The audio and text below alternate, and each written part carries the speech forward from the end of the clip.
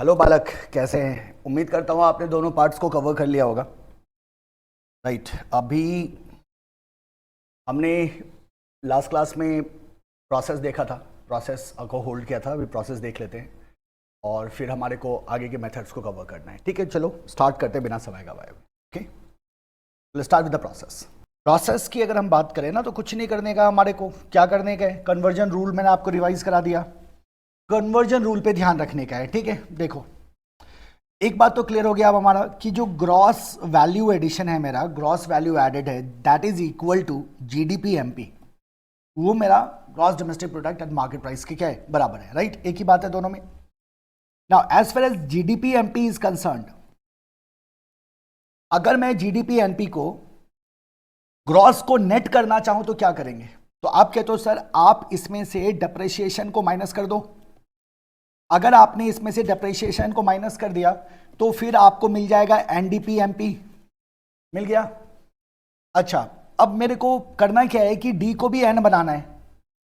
इस डी को क्या करना है, एन बना देना है। तो डी को एन, डोमेस्टिक को नेशनल बनाने के लिए क्या करना है, तो जो मेरा एनडीपी एमपी है इसमें से ऐड कर देना है एनएफआईए। अगर मैंने इसमें एनएफआईए को ऐड किया, in that case we will get what, NNPMP. आ गया जी। अब हमें क्या करना है, हम जानते हैं नेशनल इनकम फैक्टर कॉस्ट पे होता है, एनएनपीएफसी होता है। तो मुझे इस एमपी को एफसी में कन्वर्ट करना है। तो अब मुझे बताओ कि मेरा एनएनपीएफसी इज इक्वल टू, इसको उठा के इधर ले आएंगे, एनएनपीएमपी माइनस एनआईटी, माइनस एनआईटी। तो ये जो मेरा एनएनपीएफसी है, this is my national income. बात आ रही है समझ में? ये मेरा क्या हो गया, ये मेरा नेशनल इनकम हो गया। राइट। तो this is the process, this is how we will be calculating the national income as far as value added method is concern. अब यहां कुछ बातें बड़ी इंपॉर्टेंट है कि जब हम नेशनल इनकम कैलकुलेट करते हैं वैल्यू एडेड मेथड में, तो उस समय कुछ प्रिकॉशंस हमारे को लेने को जरूरत होती है कि क्या क्या इंक्लूजन है, क्या क्या एक्सक्लूजन है। मतलब क्या इंक्लूड करना है, क्या एक्सक्लूड करना है। एक्सक्लूड करने का मतलब माइनस करना है, इंक्लूड करने का मतलब प्लस करना है। तो ये कौन कौन से आइटम है, that is very critical to keep in mind. तो अब आप करना क्या है, आपको some critical aspects to keep in mind, some critical aspects to keep in mind. बहुत इंपॉर्टेंट है, ठीक है, इसमें कोई गलती नहीं चाहिए। अब इसमें हमारे को करना क्या है, हम लोग ऐसे करते हैं, दो कॉलम बनाते हैं, एक इंक्लूजन का और एक एक्सक्लूजन का। एक्सक्लूजन का मतलब क्या हुआ बालक, नॉट इंक्लूडेड, ये इंक्लूड नहीं होगा मतलब माइनस होगा। और इंक्लूजन का मतलब क्या हुआ, इंक्लूडेड। ठीक है, तो ये क्या होगा, प्लस होगा, ये क्या होगा, माइनस होगा। अब इंक्लूजन में क्या क्या है, क्या क्या चीजें हम इंक्लूड कर रहे थे, तो हमने क्या कहा, हमने कहा कि इंटरमीडिएट कंजम्पशन को हम एक्सक्लूड करते हैं। याद है ना आपको, हमने क्या कहा, इंटरमीडिएट कंजम्पशन को हम एक्सक्लूड करते हैं। लेकिन हम ब्रोकरेज का क्या करें, हम कमीशन का क्या करें। अब जब मूवमेंट होता है इंटरमीडिएट गुड्स का भी, तो वहां ब्रोकरेज और कमीशन इन्वॉल्व होता है। या सेकेंड हैंड गुड्स की बात कर लो आप, जब सेकेंड हैंड गुड्स की हम बात करते हैं तो वहां ब्रोकरेज और कमीशन इन्वॉल्व होता है। तो क्या ब्रोकरेज और कमीशन को हम नेशनल इनकम में इंक्लूड करेंगे? तो आप बोलोगे हाँ हम बिल्कुल करेंगे। Sale of second hand goods को इंक्लूड नहीं करेंगे, बट उसमें जो ब्रोकरेज क्रिएट हो रहा है, क्योंकि सेकेंड हैंड गुड्स को इसलिए इंक्लूड नहीं करेंगे क्योंकि वो तो एक बार पहले बिक चुका है। अगर दोबारा मैं उसकी वैल्यू को ऐड करता हूं तो इसका मतलब वो क्या हो जाएगा, फिर से डबल काउंटिंग होगी। तो सेकेंड हैंड गुड्स को हम एक्सक्लूड करेंगे, लेकिन सेकेंड हैंड गुड्स के डीलिंग में जो ब्रोकरेज है या कमीशन है उसको हम इंक्लूड करेंगे, वो तो एडिशनल हुआ। तो इंक्लूजन में हम क्या कहते हैं, सबसे पहले आ गया हमारा कमीशन। क्या आ गया, commission earned, commission earned in cell purchase of second hand goods, in cell purchase of second hand goods. तो ये जो कमीशन इनकम है उसको हम क्या करेंगे, इंक्लूड कर लेंगे। सेकेंड इंक्लूजन देखो, own account production, own account production of goods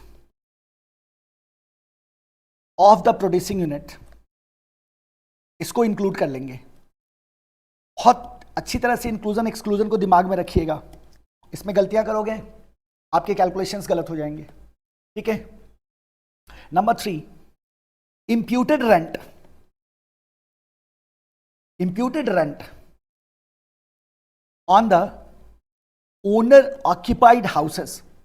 अगर ओनर ऑक्यूपाइड हाउस है तो उसका जो imputed rent है that will be included, right?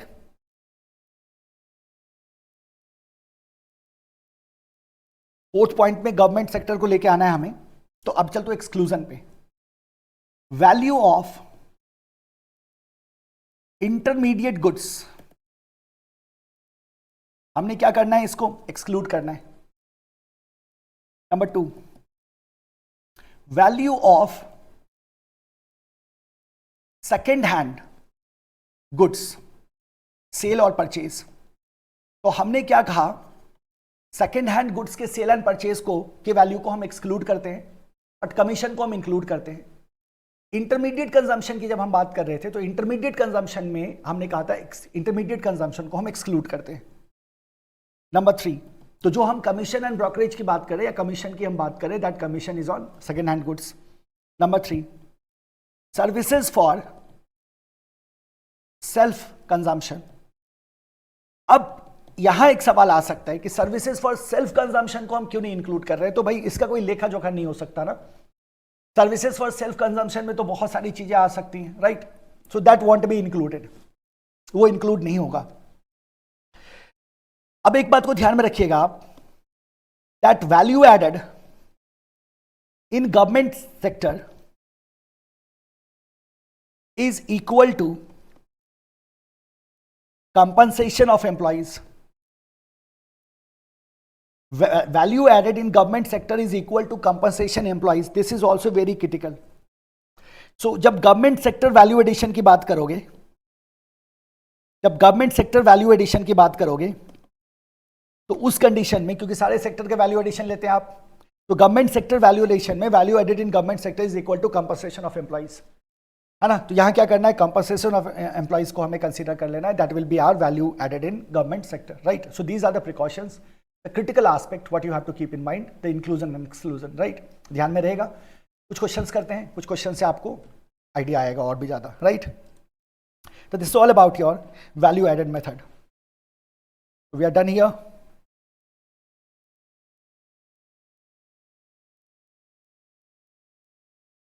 तो हमने अभी क्वेश्चन नंबर 8 तक किया था। Now will go to question number 9।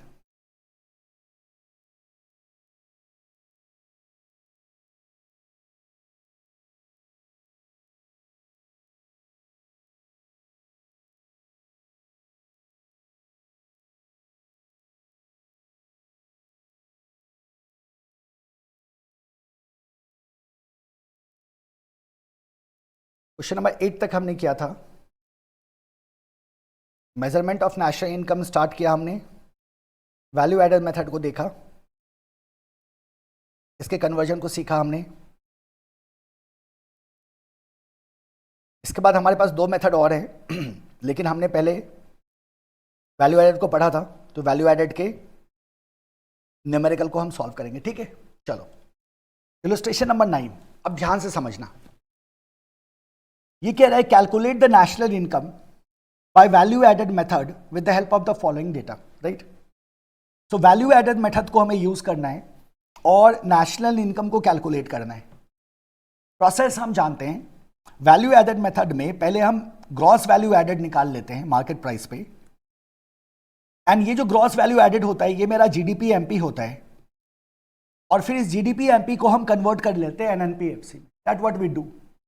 तो पूरा मटेरियल हमारे पास कन्वर्जन का दिया होगा, देखो net factor income from abroad, तो एनएफआईए इज गिवन, सेल है हमारे पास, ओपनिंग स्टॉक है हमारे पास, और क्लोजिंग स्टॉक है हमारे पास। तो सेल प्लस डेल एस याद आ गया होगा आपको, है ना। तो सेल प्लस डेल एस, ये मेरा वैल्यू ऑफ आउटपुट है, ये मेरा क्या है, वैल्यू ऑफ आउटपुट है। स्टॉक ओपनिंग 500 है, क्लोजिंग 400 है, तो 100 इधर से बना और सेल प्लस 100, तो 800 रुपए का मेरा वैल्यू ऑफ आउटपुट हो गया। Net factor income from abroad मेरा कितना है, 30 है। Depreciation is given, depreciation is 150, excise is 110 and subsidies are 50 rupees का। Intermediate consumption is also given, we know that intermediate consumption is excluded. तो intermediate consumption को exclude करते हो तो इधर को क्या करने का है, माइनस करने का है, तो ये क्या होगा मेरा, माइनस होगा। So how we can solve it, इधर ही करते हैं हम। देखो अगर हम इसका सॉल्यूशन देखें, अगर हम इसका सॉल्यूशन देखें तो क्या हो जाएगा, जरा सोचो। हमारे पास क्या है, सो वी हैव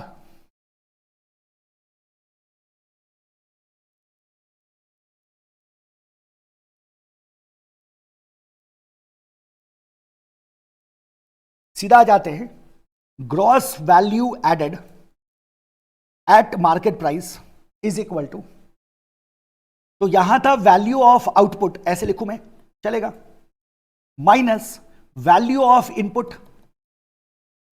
ये था मेरा ऑल परचेजेस बाय फॉर्म, बोले तो ये था मेरा इंटरमीडिएट कंजम्पशन, ये मेरा क्या था, इंटरमीडिएट कंजम्पशन। तो GVAMP is equal to value of output minus intermediate consumption. Value of output हो जाएगा मेरा sales plus change in stock minus intermediate consumption. Intermediate consumption है हमारा 350, सेल है हमारा 700 का, प्लस ओपनिंग स्टॉक है 500 का, क्लोजिंग स्टॉक है 400 का, तो 400 माइनस 500, ठीक है, माइनस 350, ये आ गया हमारा 400 माइनस 500 माइनस 350, राइट। तो ये कितना आ रहा है टोटल, तो 100 इधर आ गया एंड इधर 350, तो 450, 250, 250, तो ये 250 जो है दैट इज माय जीवीएएमपी, यानी कि ये जो 250 है दैट इज माय जीडीपीएमपी। ये सुनो, अगर ये जीवीएएमपी है तो यही मेरा क्या है, जीडीपीएमपी है नहीं है। तो what we have to do is, now we have to do the conversion. हमें क्या करना है, सिंपली इसको कन्वर्ट करते हुए चलना है, ठीक है।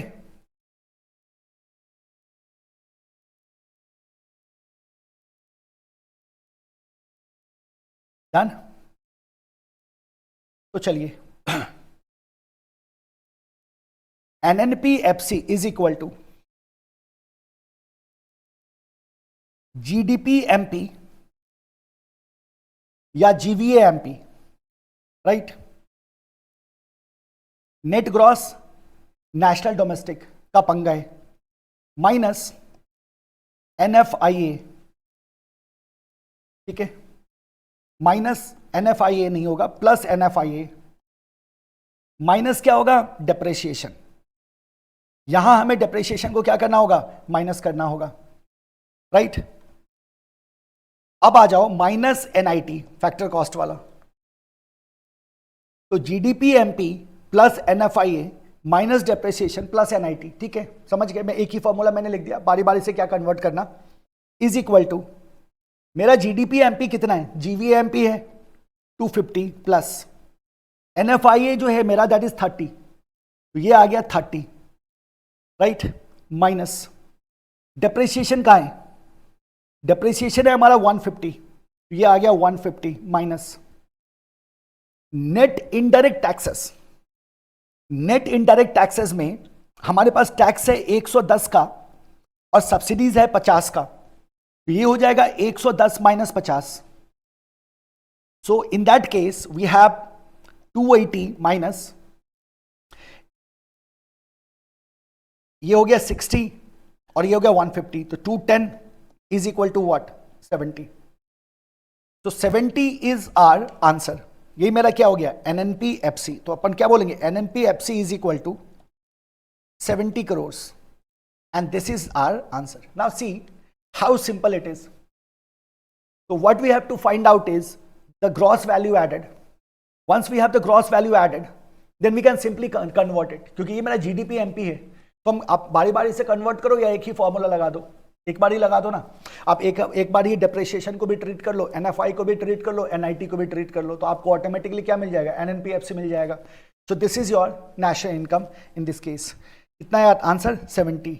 देखो 70 करोड़. करेक्ट. चलते हैं इलस्ट्रेशन नंबर 10. अब 10 क्या कहता है देखिए, calculate the operating surplus with the help of following data. इसमें हमारे को ऑपरेटिंग सरप्लस कैलकुलेट करना है. सेल्स है आपका 4000 का,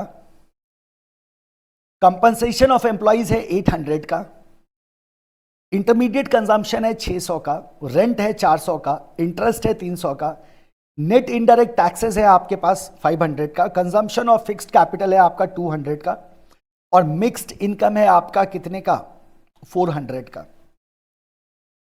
ठीक है. So now tell me one thing, we have to calculate the operating surplus. हमारे को इसमें क्या कैलकुलेट करना है, ऑपरेटिंग सरप्लस कैलकुलेट करना है. ऑपरेटिंग सरप्लस कैलकुलेट करना है. ठीक है. कहां से हम कंटिन्यू कर सकते हैं, तो हम कहते हैं सर सबसे पहले तो हमें क्या करना चाहिए, we have to calculate GVA-MP. Gross value added हमारा क्या है. जब ग्रॉस वैल्यू एडेड की बात करते हैं तो फॉर्मूला फिर से लिखूं क्या, तो हमने क्या कहा था कि जो ग्रॉस वैल्यू है, gross value of output minus intermediate consumption, यही था फॉर्मूला हमारा. तो value of output minus intermediate consumption. अब जरा देखो वैल्यू ऑफ आउटपुट क्या होगा. यहाँ सेल है 4000 का. ठीक है. सेल कितने का है मेरा, 4000 का, कोई स्टॉक का जिक्र है नहीं, तो सीधा सीधा क्या हो गया 4000 माइनस इंटरमीडिएट कंजम्पशन है मेरा 600 का, तो 4000 माइनस 600, तो ये कितना आ गया मेरा 3400. सो 3400 is my GVA-MP. So this is my GDP-MP. ये मेरा क्या हो गया GVA-MP, या इसको हम क्या कह सकते हैं, GDP-MP कह सकते हैं. तो हमें हमारा GDP-MP मिल गया. Now what we can do is GDP-MP को हम NDP-MP में कन्वर्ट करें. Convert GDP-MP into NDP-MP. तो कैसे कन्वर्ट होगा बताओ. NDP-MP is equal to GDP-MP minus क्या हटाएंगे, ग्रॉस नेट का चक्कर है, बोलेंगे सर डेप्रिसिएशन को हटाना होगा आपको, डेप्रिसिएशन को माइनस कर देंगे. GDP-MP मेरा आया 3400 minus depreciation, consumption of fixed capital है 200 का, इसका मतलब ये मेरा हो गया कितना 3200. So that is my NDP-MP. Now we will have to convert the market price into the factor cost. So NDP-FC factor cost पे चलो. अगर मैं इसको factor cost पे ले जाता हूं तो अब मेरे को NIT को लेके आना होगा, यानी कि NDP-MP माइनस NIT. अब जरा बताइए मेरे को NIT कितना है हमारे पास, नेट इनडायरेक्ट टैक्सेस इज 500, मेरा NDP-MP कितना है 3200 माइनस 500, तो ये कितना आ गया 2700. This is my NDP-FC. अब मुझे बताओ कि NDP-FC is equal to what, NDP is equal to what. तो आप कहते हैं कंपनसेशन ऑफ एम्प्लॉइज, फॉर्मूला याद है ना, plus mixed income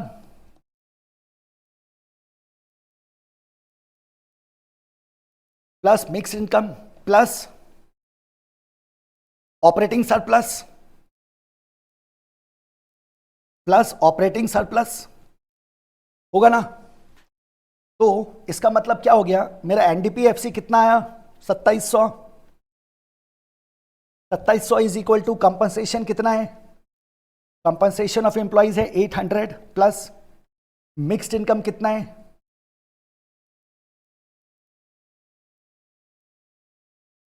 400, mix income कितना है 400 plus operating surplus. So operating surplus is equal to 2700 minus 800 minus 400, तो कितना हो गया 12, मतलब 1500. तो ये 1500 CR is basically our operating surplus. 1500 CR मेरा क्या है, ऑपरेटिंग सरप्लस है. दिस इज द आंसर, है ना. तो ऑपरेटिंग सरप्लस के लिए मेरे को NDP-FC पे तो जाना पड़ेगा ना. यहीं से हम क्या कर सकते हैं, ऑपरेटिंग सरप्लस को कैलकुलेट कर सकते हैं।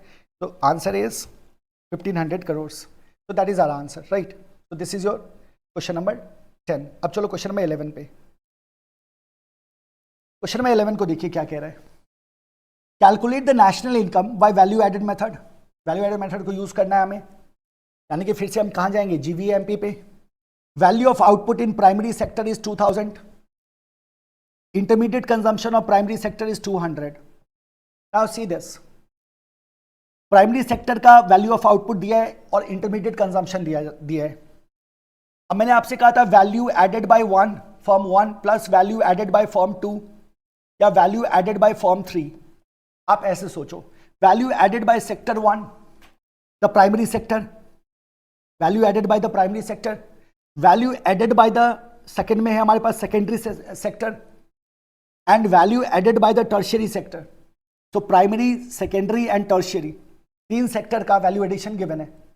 अब ये जो वैल्यू एडिशन होता है, हम जानते हैं इसमें value of output minus value of input होता है। ये जो वैल्यू ऑफ इनपुट है यही मेरा इंटरमीडिएट कंजम्पशन है। तो ऐसे सिचुएशन में अगर मैं जीवीए कैलकुलेट करूं तो मैं कैसे करूंगा, आप ही बताओ मेरे को। आप क्या बोलोगे सर, जीवीए एमपी जो हो जाएगा आपका, वो हो जाएगा value of output in primary sector that is 2000 minus intermediate consumption in primary sector that is 200। ये हो गया प्राइमरी सेक्टर का value addition, plus value of output of secondary sector that is 2800 minus intermediate consumption of secondary sector that is 800। तो ये मेरा हो गया secondary sector का कंट्रीब्यूशन, प्लस टर्शरी में 1600 का मेरा वैल्यू ऑफ आउटपुट है और 600 रुपए का इंटरमीडिएट कंजम्पशन है। तो माइनस क्या कर दिया हमने, 600 कर दिया। तो ये मेरा हो गया तीसरे सेक्टर का। अब इन 3 सेक्टर को अगर मैं टोटल कर दूं तो मेरे को जीवीएमपी निकल के आ जाएगा।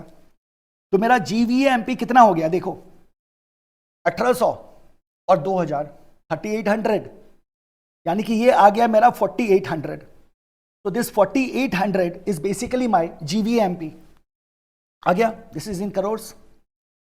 अब हम जानते हैं कि हमसे पूछा जा रहा है कि नेशनल इनकम बताओ, तो अब हम इसको कन्वर्ट कर सकते हैं ना जीवीएमपी को।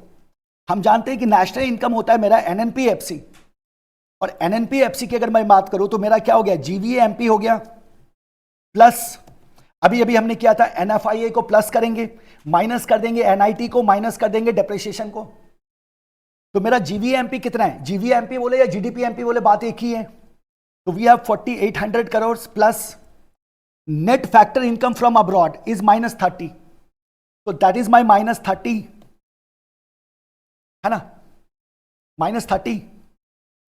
एनआईटी जो है मेरा नेट इनडायरेक्ट टैक्सेस वो 300 का है, तो -300 माइनस डेप्रिसिएशन मेरा 470 का है, तो -470 आ गया। ये कितना आएगा,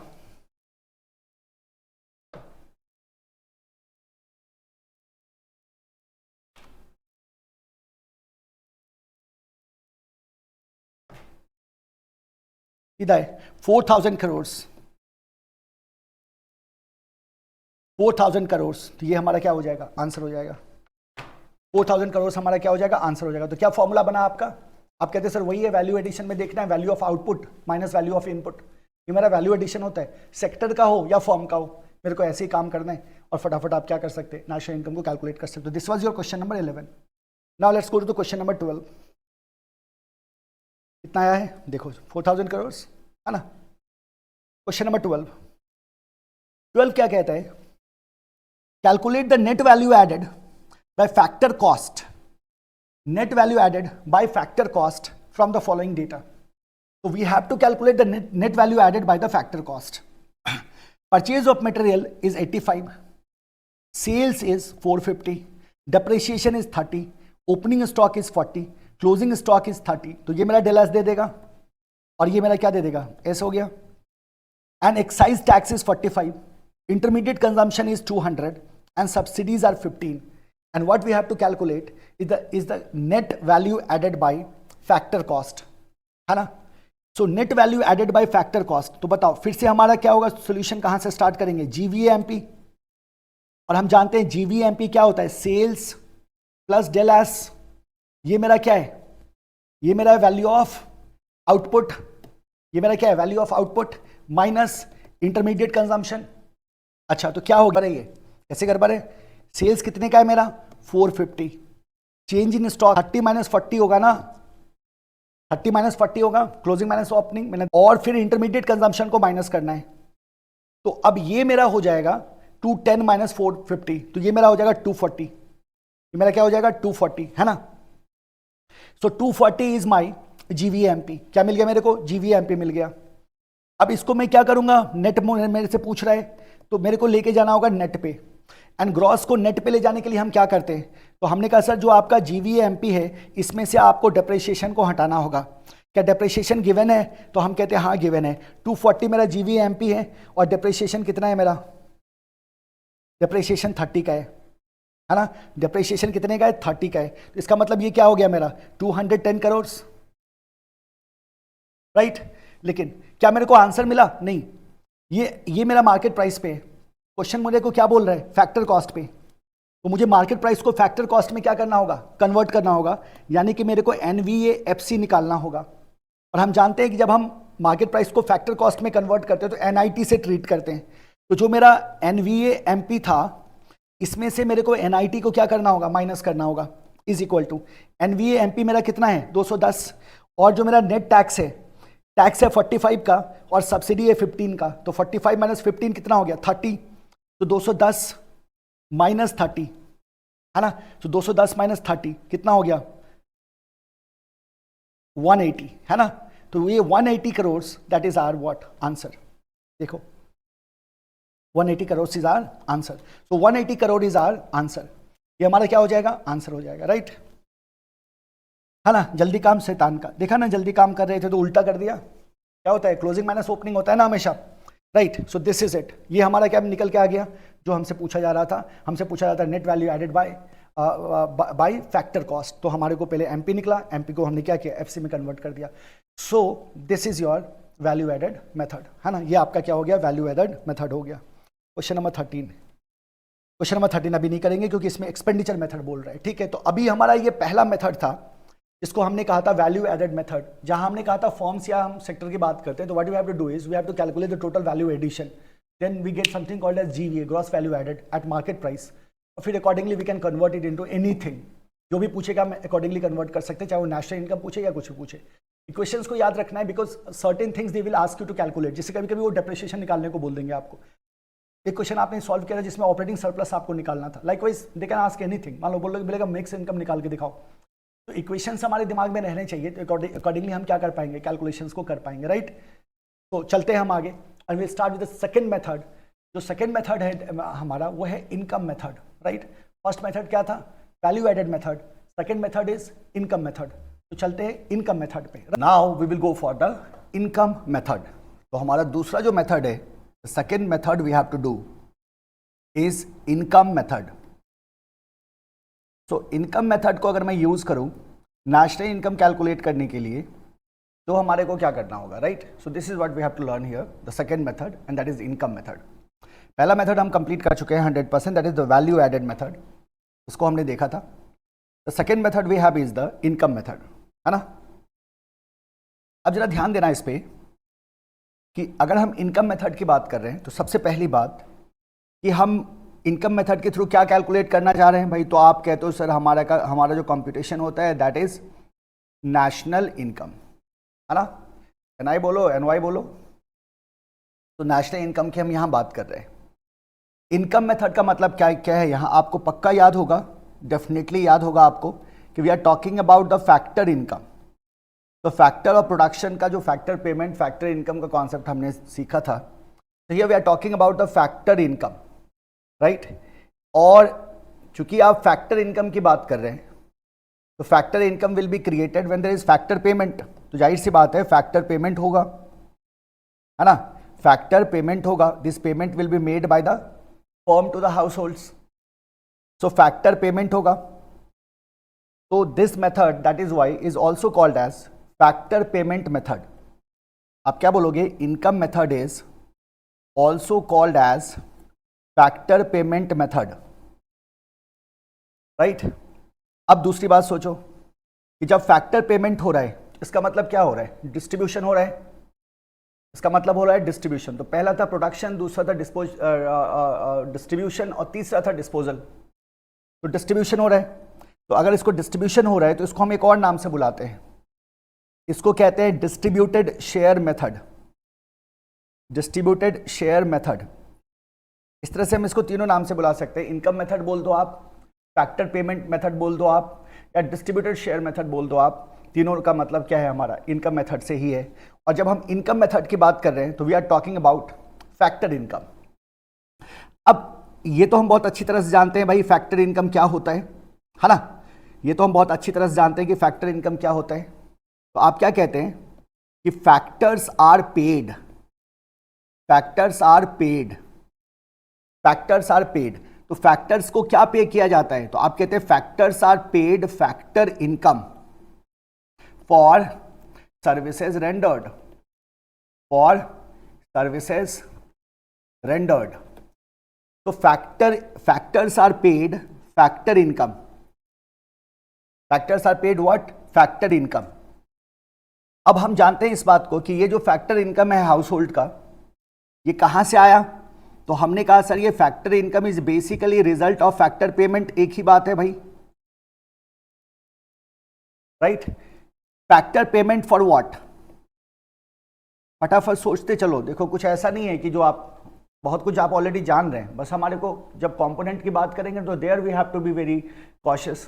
कन्वर्जन आप जान रहे हैं, फंडामेंटल्स आपको पता है, राइट। सो फटाफट बताओ फैक्टर पेमेंट अगेंस्ट व्हाट। तो आप कहते हो सर फैक्टर की बात हो रही है, तो फैक्टर और प्रोडक्शन की अगर हम बात करें तो क्या क्या आएगा, फॉर व्हाट। तो सबसे पहले हमने कहा सर अब हम बात कर लो वेजेस की, वेजेस की बात कर लो।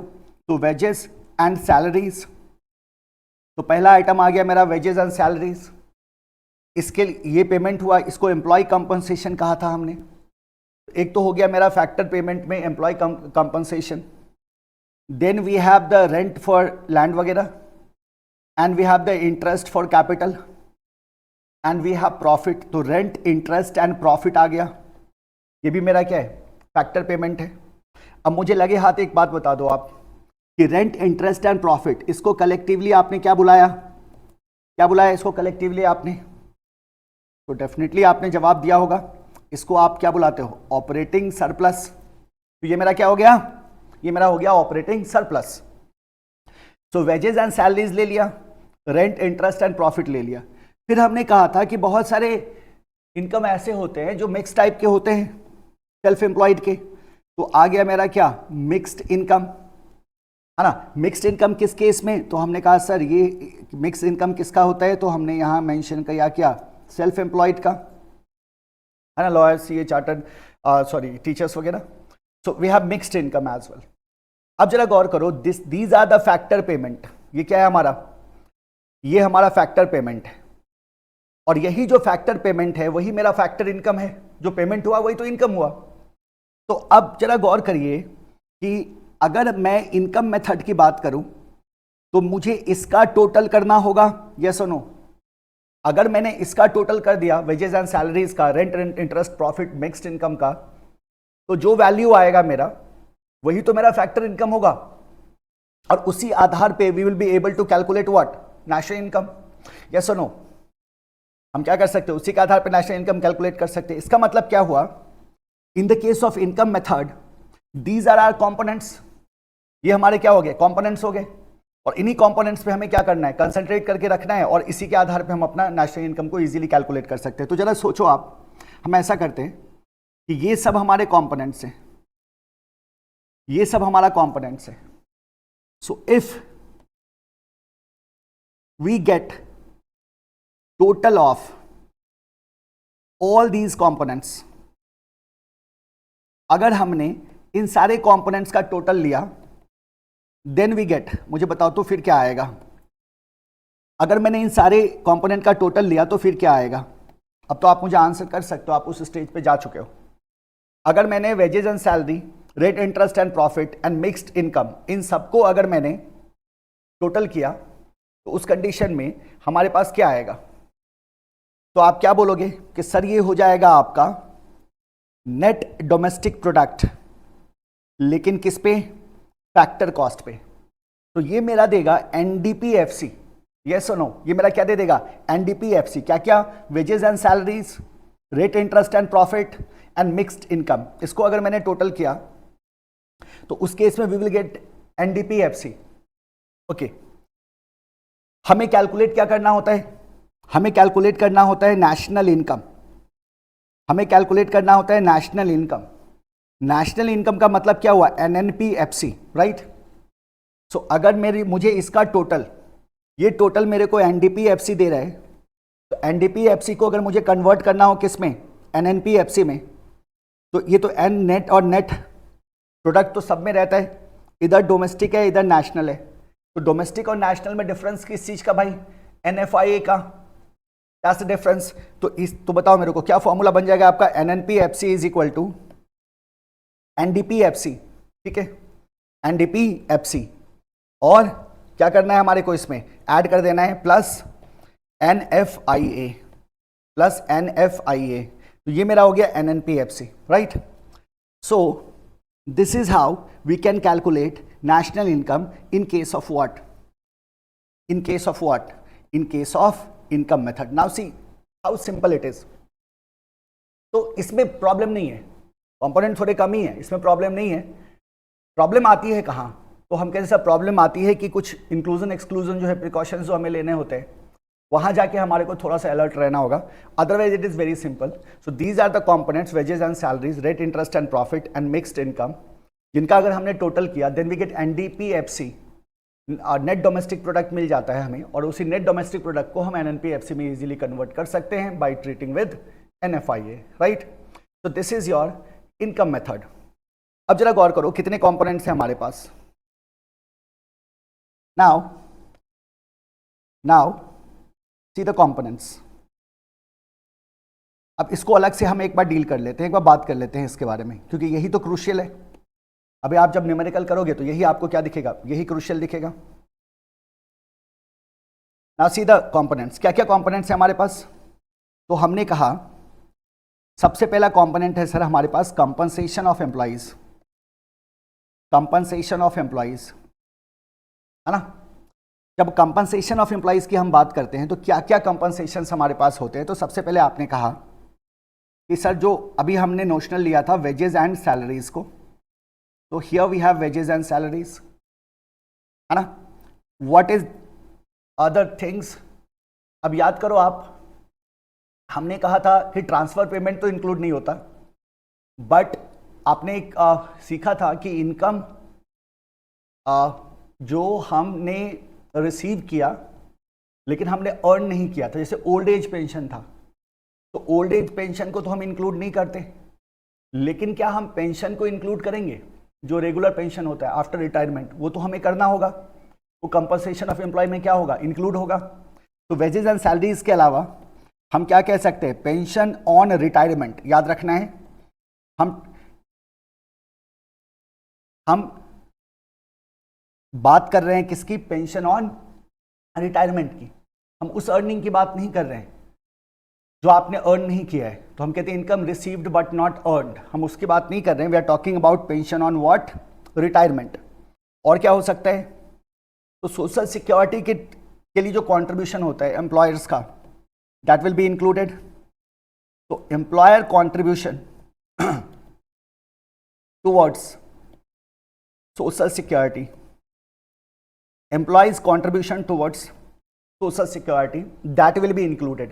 तो कंपनसेशन ऑफ एम्प्लॉइज में हमें याद रखना है, समटाइम्स दे डू इट, है ना, तो ऐसे डेटा देंगे आपको, ब्रेकअप होगा तो you will have to do the total, उसको हमें ध्यान में रखना है। Compensation of employees the first component, we have to consider wages and salary, we have to consider pension और retirement as well as the contribution of employers, employer की contribution की हम बात कर रहे हैं towards social security, right. So this is your first component. Second component is my operating surplus. अगर हम ऑपरेटिंग सरप्लस की बात करें तो क्या था मेरे पास ऑपरेटिंग सरप्लस में, तो वी से दैट कि सर ऑपरेटिंग सरप्लस में हमारे पास तीन चीजें हैं। क्या क्या है ऑपरेटिंग सरप्लस में, एक तो है हमारे पास रेंट, एक है हमारे पास रेंट, दूसरा है हमारे पास इंटरेस्ट, और तीसरा है हमारे पास प्रॉफिट। तो we have rent, we have interest and we have profit, है ना। जब प्रॉफिट की बात करते हैं तो यहां थोड़ा सा हमें कॉशियस रहना है।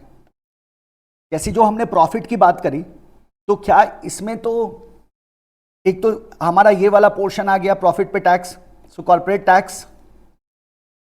इसके अलावा जरा सोचो, क्या हम इसमें डिविडेंड रखें? तो आप बोलोगे हाँ dividend distributed, that will also be considered here. और जो अनडिस्ट्रीब्यूटेड प्रॉफिट है, जो मेरा रिटेन्ड अर्निंग है, that will also be included. तो प्रॉफिट में हमारे पास we will have three things, undistributed profit भी होगा, कॉर्पोरेट टैक्स को भी हम इंक्लूड करेंगे, और साथ ही साथ हम डिविडेंड को भी इंक्लूड करेंगे। ये तीनों मिलके बेसिकली किसको डिनोट कर रहे हैं? हमारे प्रॉफिट को। इसका मतलब क्या हो गया कि इसका मतलब हो गया, एक फॉर्मूला बन जाता है हमारा, profit is equal to corporate tax, पहले डिविडेंड को ले लें, dividend plus undistributed profit plus corporate tax plus corporate tax. तो इससे हमारा क्या मिल जा रहा है? इससे हमारा मिल जा रहा है profit. So this is what the profit is. Rent is rent, इसमें कुछ नहीं खास करना है हमें।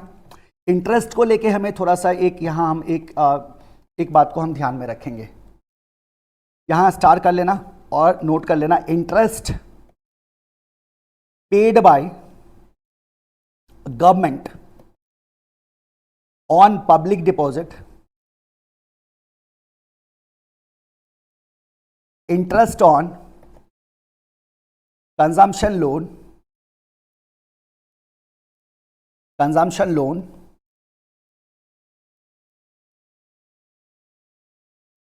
interest paid by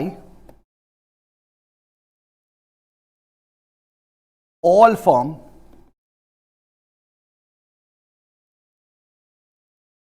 firms to another firm are excluded.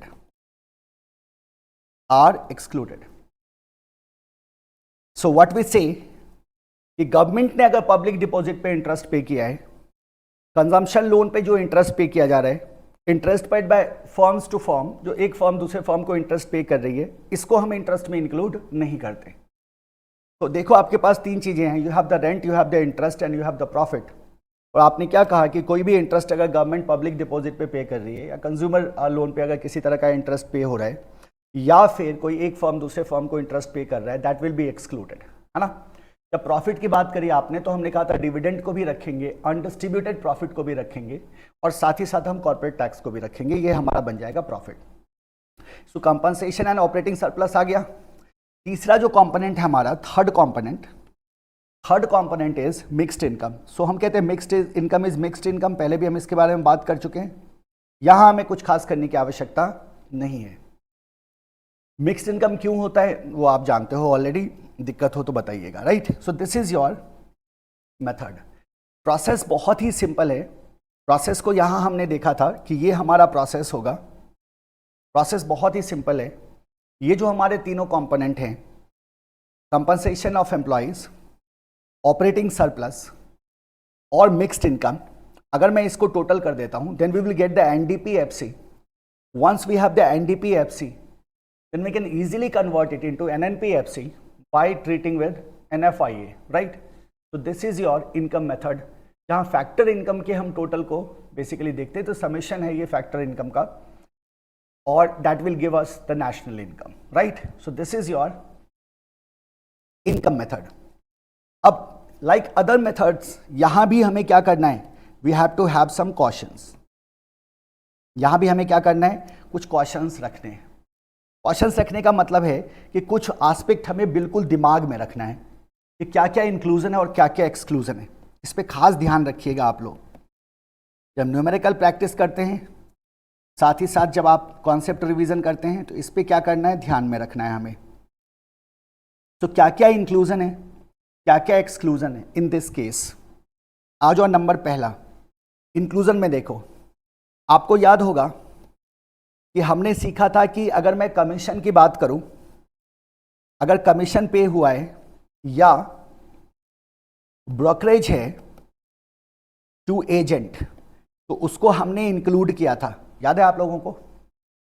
तो सेकेंड हैंड गुड्स के सेल परचेज को हमने इंक्लूड नहीं किया था प्रीवियस में, बट कमीशन की हमने वहां बात करी थी, तो यहां हम कमीशन और ब्रोकरेज टू एजेंट की अगर हम बात करें so that will be included, right? Number 2, imputed rent of owner occupied houses, imputed rent of owner occupied houses will be treated as rent, मतलब ये इंक्लूड हो गया। तो अगर ओनर ऑक्यूपाइड हाउसेस हैं तो उसका जो रेंट है वो दैट विल बी इंक्लूडेड। तो ये हम क्या कर दिया, हमने इंक्लूड कर दिया। Number 3, production of goods for self consumption. याद रखना हमने सीखा था कि production of service for self consumption is not included, क्योंकि हमने कहा था फिर उसका कोई हिसाब किताब नहीं रहेगा। क्योंकि आप शेव करते हो ना आप डेली, तो आप मतलब लड़के शेव करते हो तो बोलेंगे भाई शेव कर जो मैं कर रहा हूँ ना तो मैं खुद को सर्विस दे रहा हूँ, तो इसका भी वैल्यू ऐड कर दो। तो ऐसे थोड़ी होता है। अब जितने हाउस वाइफ्स हैं वो बोलेंगे हम तो घर में इतना काम करते हैं तो हमारा भी ऐड करो, है ना। तो सर्विस में बड़ा पंगा है, बट गुड्स अगर प्रोड्यूस कर रहे हैं फॉर सेल्फ कंजम्पशन तो that will be included. Goods को हम इंक्लूड करते हैं, सर्विस इज नॉट इंक्लूडेड। याद रखना, पहले भी आप इसको देख चुके हो। एक्सक्लूजन बताओ, transfer payment will be included और नॉट? नो। तो हम क्या कहते हैं कि अगर ट्रांसफर पेमेंट हो, ट्रांसफर अर्निंग्स हो, तो that will not be included.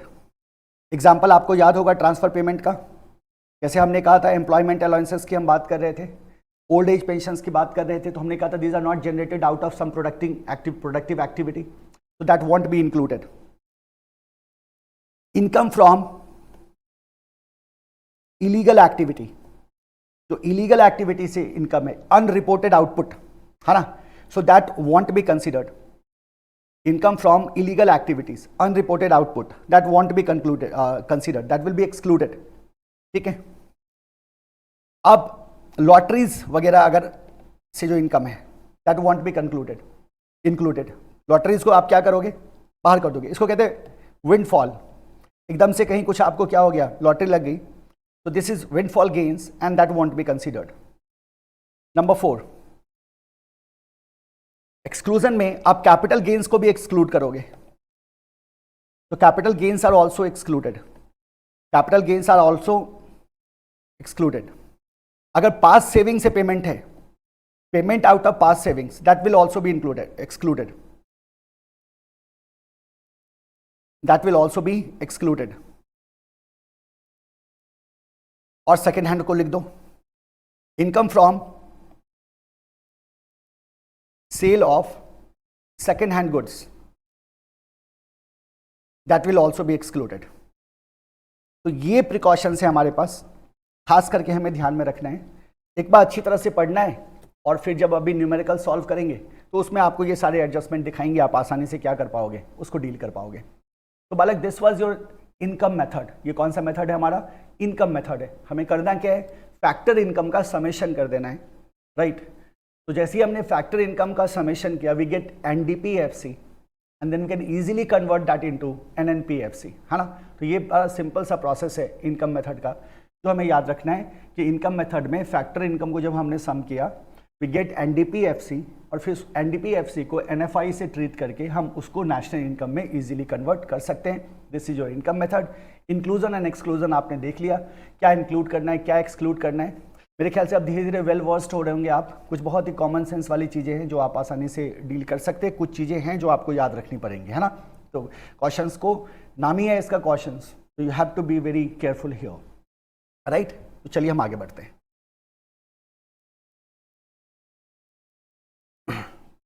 तीसरा जो मेथड है हमारा, तीसरे मेथड पे चलते हैं। The third method is the expenditure method, है ना।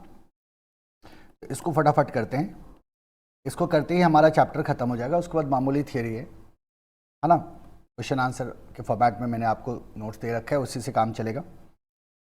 Expenditure method. Now as far as expenditure method is concern, ये अपना तीसरा स्टेज है। याद करो पहला स्टेज क्या था प्रोडक्शन का, दूसरा स्टेज था डिस्ट्रीब्यूशन का, और तीसरा स्टेज था एक्सपेंडिचर का। जब हम एक्सपेंडिचर की बात करते हैं तो ये डिस्पोजल है इनकम का, है ना, ये इनकम का डिस्पोजल है, जो फैक्टर इनकम आया था इनकम में उसका डिस्पोजल है हाउस होल्ड के द्वारा। अब इसकी भी टोटल से हम क्या कर सकते हैं, नेशनल इनकम निकाल सकते हैं, ये हम जानते हैं बहुत अच्छी तरह से। And that is why it is also called as income disposed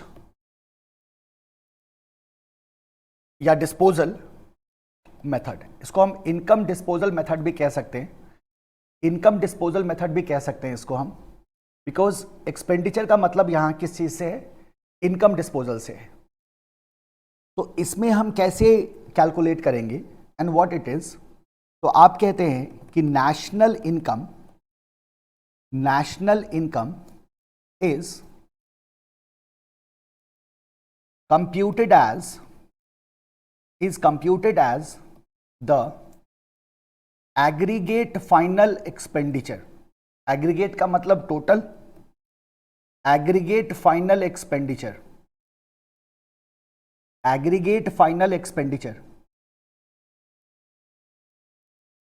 in an economy, ये तो होगा ही,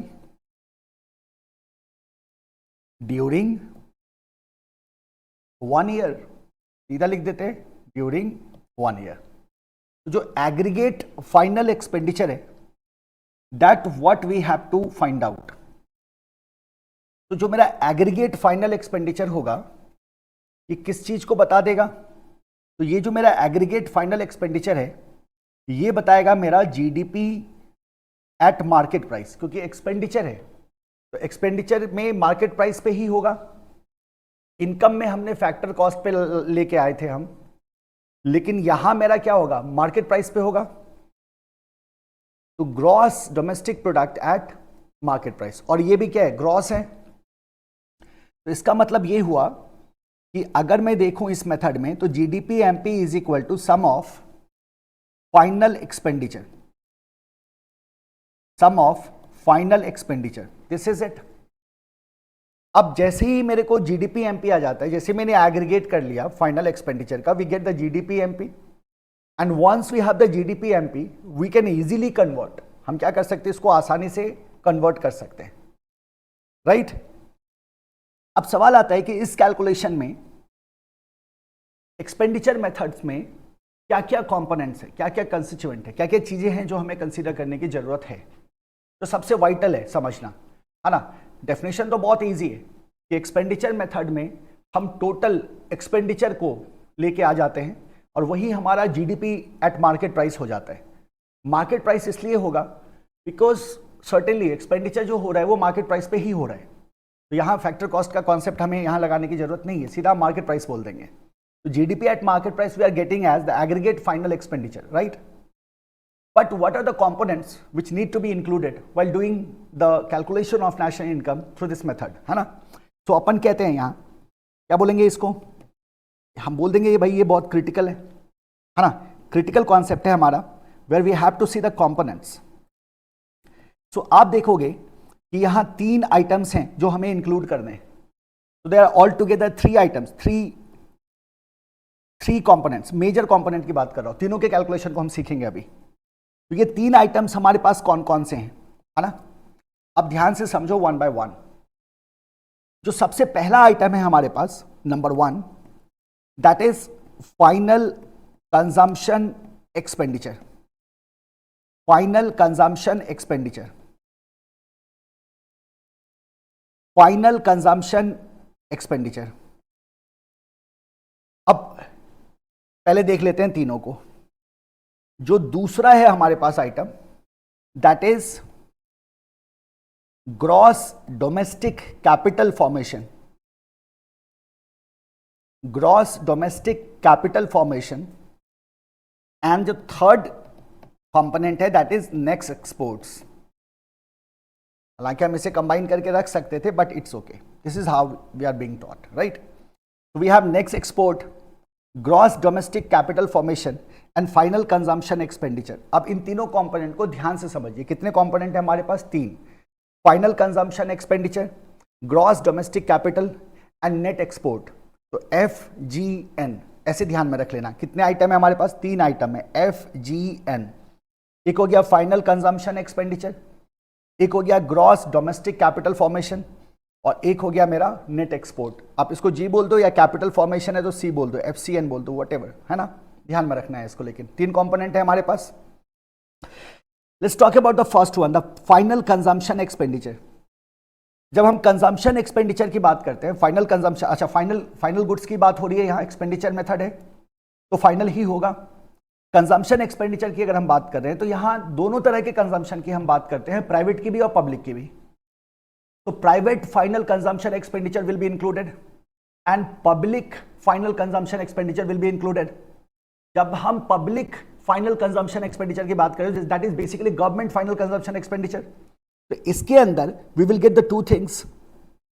एक हो गया मेरा private final consumption expenditure and the second one is public final consumption expenditure.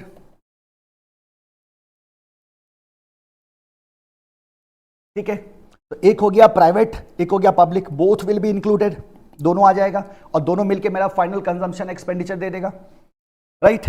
अब जरा गौर करो, अगर हम प्राइवेट फाइनल कंजम्पशन एक्सपेंडिचर की बात कर रहे हैं और इधर हम पब्लिक कंजम्पशन एक्सपेंडिचर की बात कर रहे हैं, तो हमने कहा आप इसे पब्लिक बोल दो या आप इसे गवर्नमेंट बोल दो, एक ही बात है।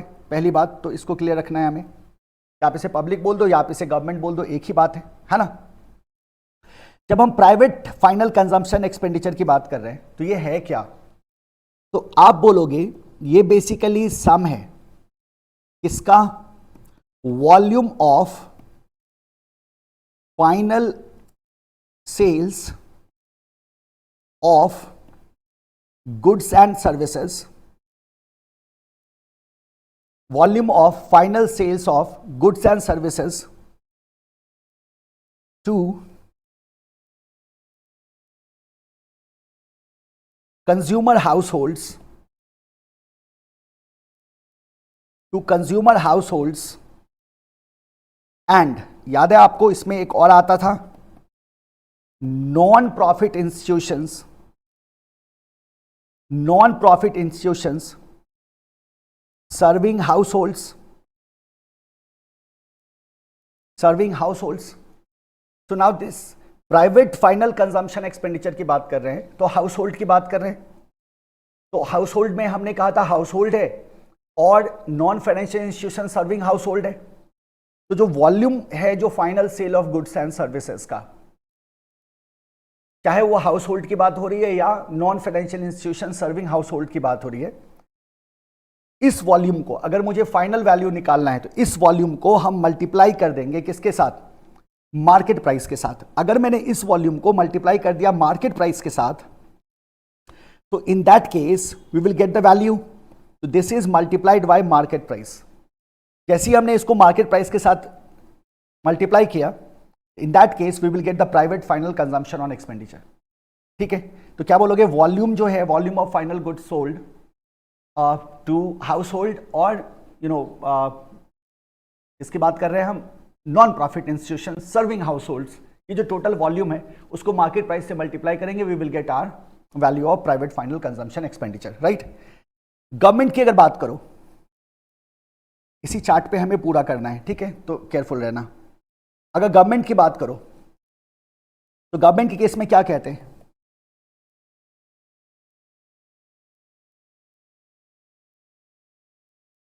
गवर्नमेंट के कंजम्पशन एक्सपेंडिचर को कैसे निकालें? अब प्रॉब्लम क्या है कि गवर्नमेंट कई तरह के सर्विसेज बेचती है, बेचती नहीं है, प्रोवाइड करती है। तो हम कहते हैं गवर्नमेंट, जैसे आप कहते हो डिफेंस में गवर्नमेंट का खर्चा है, राइट। आप कहते हैं एजुकेशन पे गवर्नमेंट का खर्चा है, रोड ट्रांसपोर्ट वगैरह पे गवर्नमेंट का खर्चा है, हेल्थ केयर पे गवर्नमेंट का खर्चा है। तो ये जो एक्सपेंसेस हैं, है ना, लेकिन इसको आप कैसे कैलकुलेट करोगे? ये तो बिक नहीं रहा है ना, these are not being sold by the government. So आप क्या कहते हैं? Government services like health care defence etcetera are not sold in market. तो यहां तो मार्केट प्राइस आपको मिला नहीं, तो हम क्या करेंगे? तो आप क्या कहते हो कि तो हम क्या करेंगे? तो अगर these are not being sold, तो हम कहते हैं एक काम करो ना, एक्सपेंडिचर को जो ऐड कर दो, टोटल एक्सपेंडिचर को ऐड करो। तो जो एक्सपेंडिचर को अगर आप टोटल को ऐड कर देते हो तो बात क्या हो जाएगी? बराबर हो जाएंगी। तो आप क्या कहते हैं? So add up money spent by the government on these services या टू प्रोड्यूस दीज सर्विसेज। इन सर्विसेज को प्रोड्यूस करने में गवर्नमेंट का जो खर्चा हुआ उसको ऐड कर दो। उसको क्या कर दो? ऐड कर दो। तो अगर मैं टोटल खर्चे को यहां स्पेंट बाय द गवर्नमेंट को ऐड कर दूं तो वो मेरा आ जाएगा public final consumption expenditure. Government जो सर्विस दे रही है उस सर्विस के मार्केट प्राइस से आप कैलकुलेट नहीं कर सकते, जैसे आपने प्राइवेट में कर लिया। प्राइवेट फाइनल कंजम्पशन एक्सपेंडिचर में आपने सेल ऑफ गुड्स को देख लिया, sale of goods and services का जो वॉल्यूम था उसको आपने मार्केट प्राइस से मल्टीप्लाई कर दिया, you got your value. But in the case of public final consumption expenditure तो ये तो आप कर नहीं पाओगे क्योंकि services are not being sold in market. तो हम कहते हैं कि उसमें उस सर्विसेज को क्रिएट करने में जितना पैसा खर्चा हुआ गवर्नमेंट का उसका टोटल कर दो। अब इसमें एक और खर्चा आता है गवर्नमेंट का, उसका हम क्या करें? तो हमने कहा कैसा खर्चा? तो हम कहते हैं सर बहुत सारे पैसे गवर्नमेंट ऐसे ही देती है, लोगों को देती है ना, अलग अलग तरह के फंड, किसानों को लेके, स्टूडेंट्स को लेके, अनएम्प्लॉयमेंट को लेके, ओल्ड एज पेंशन को लेके, ये सब भी हमने सीखा था। तो क्या उसको क्या करना है? तो आप बोलोगे सर उसको हटा दो, उसको क्या करो? हटा दो। मतलब ट्रांसफर पेमेंट को क्या करेंगे? ट्रांसफर पेमेंट्स आर एक्सक्लूडेड, इसको हम कैलकुलेशन में लेके नहीं आएंगे। ट्रांसफर पेमेंट्स आर एक्सक्लूडेड, हम जानते हैं, because these are received but not earned, so these are excluded. तो जरा देखो, तो we have the private final consumption expenditure and we have the public final consumption expenditure, दोनों को हम टोटल करेंगे, we will get our the final consumption expenditure, right. So ये हो गया हमारा पहला component. Let's go to the next component, the second one. I hope it is clear, ठीक है। सेकंड है हमारा ग्रॉस डोमेस्टिक कैपिटल फॉर्मेशन।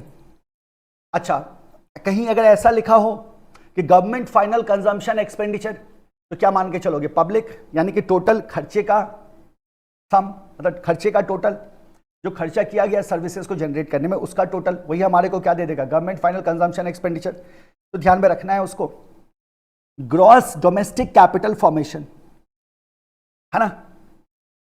अब कैपिटल फॉर्मेशन है ये, तो अगर ये कैपिटल फॉर्मेशन की बात कर रहे हैं तो सबसे पहला बात, जो आपको किसी की मदद नहीं चाहिए, आपको मेरी बात भी सुनने की जरूरत नहीं है, आप सीधा कह दोगे sir this is not consumption, यहां कंजम्पशन नहीं हो रहा है, यहां ऐड हो रहा है, कैपिटल फॉर्मेशन हो रहा है, तो ये कंजम्पशन नहीं है, ये कैपिटल फॉर्मेशन है।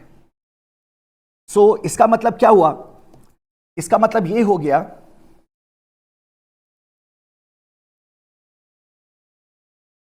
it is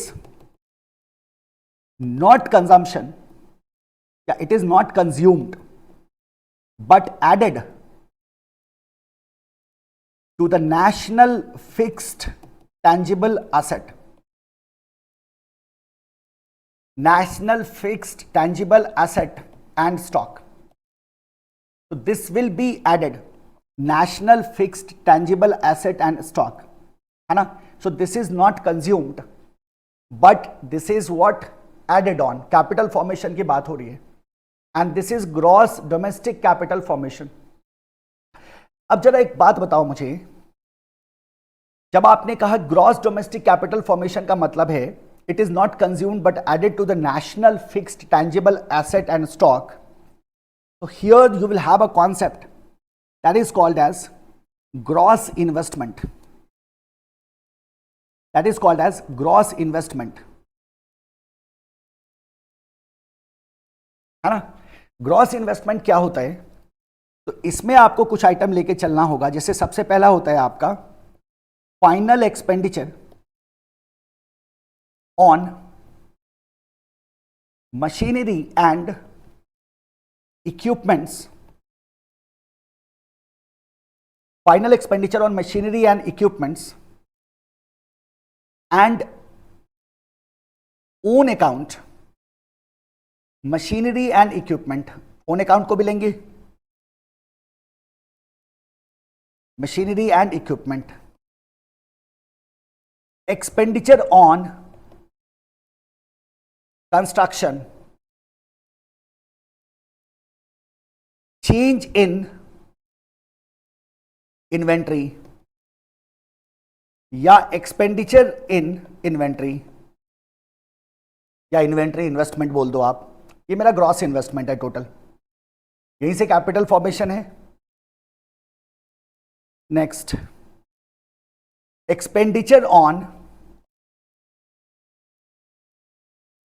acquisition of valuables, valuables के एक्विजिशन में जो एक्सपेंडिचर है किसका, that will be included here. तो जरा देखो, वैल्यूएबल्स में कुछ भी आ सकता है, जैसे गोल्ड की बात कर लो, दैट इज अ वैल्यूएबल। तो this is your gross domestic capital formation, where you see the gross investment that includes the final expenditure on machinery and equipment, self consumption के लिए हो वो भी, expenditure on constructions, expenditure on inventory and expenditure on acquisition of valuables। और जो तीसरा item है आपका वो है नेट एक्सपोर्ट्स। बहुत सिंपल है, नेट एक्सपोर्ट का मतलब क्या होता है हम जानते हैं बहुत अच्छी तरह से, export minus import, export minus import. तो this is my net export, है ना। तो एक्सपोर्ट गिवन होगा, इंपोर्ट गिवन होगा, पॉजिटिव नेगेटिव कुछ भी वैल्यू आ सकता है, डिपेंड करता है एक्सपोर्ट इंपोर्ट का लेवल क्या है, accordingly you can see here. तो जरा गौर करो, आपके पास कितने कंपोनेंट है total, all together you have 3 components. पहले आप फाइनल कंजम्पशन एक्सपेंडिचर की बात करें, सेकंड में आप ग्रॉस डोमेस्टिक कैपिटल फॉर्मेशन की बात करें, और थर्ड में आप नेट एक्सपोर्ट की बात करें। इन्हीं तीनों की आपको जरूरत होगी, जिसके आधार पर आप बहुत आसानी से कैलकुलेशन नेशनल इनकम का कर सकते हैं। ठीक है, done, this is it.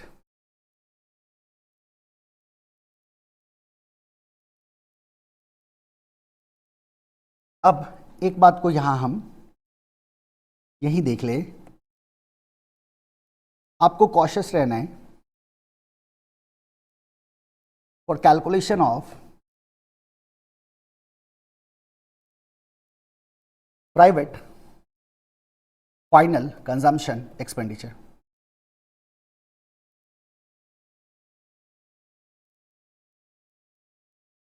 Private final consumption expenditure. अब यहां हम इंक्लूजन एंड एक्सक्लूजन की बात करेंगे, ठीक है।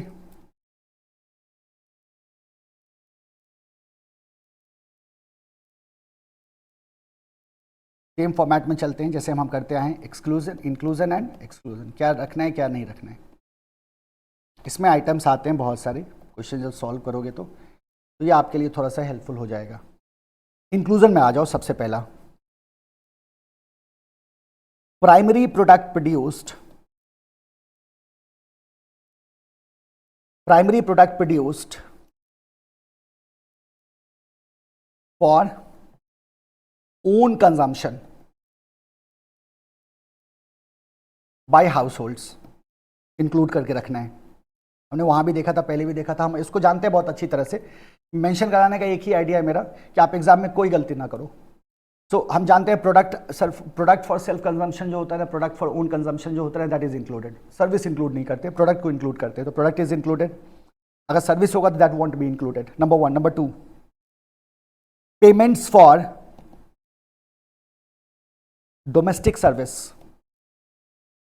अगर आप डोमेस्टिक सर्विसेज के लिए पेमेंट की अगर बात की जाए तो आप हमें उसको क्या कर लेना है, इंक्लूड कर लेना है।